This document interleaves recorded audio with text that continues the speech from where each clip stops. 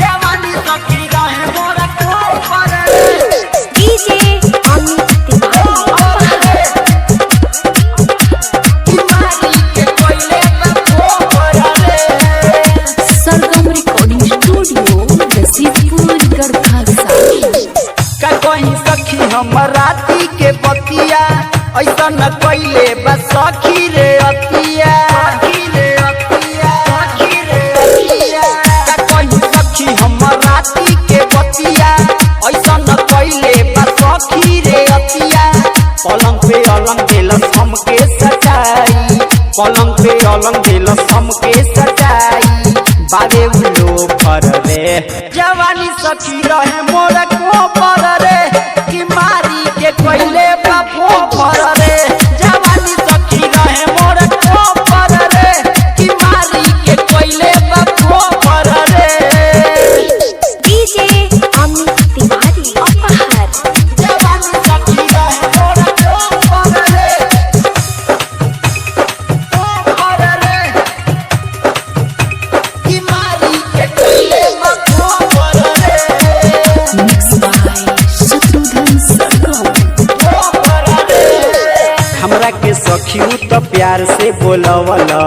डाली के हाथ सखी कस के दबवल हमरा के सखी तो प्यार से बोलवल डाली के हाथ सखी कस के दबवल लागल गिरे सखी ठोपे ठोपे पानी लागल गिरे सखी ठोपे ठोपे पानी मलक जब हो पर रे जवानी सखी रहे मोरा कोपर रे कि मारी के कोइले बापो पर रे जवानी सखी रहे मोरा कोपर रे कि मारी के कोइले बापो पर रे डीजे अमित तिवारी अपहर जवानी सखी रहे मोरा कोपर रे कि मारी के कोइले बापो पर रे सखी मिजाजे ओकर जाने नहीं पैनी शत्रुघ्न सरगम के बतिया में आईनी सखी मिजाजे ओकर जाने नहीं पैनी शत्रुघ्न सरगम के बतिया में आईनी धर्मेंद्र किली देलस बाहर से लगाई धर्मेंद्र किली देलस बाहर से लगाई उड़ गइल कोपर रे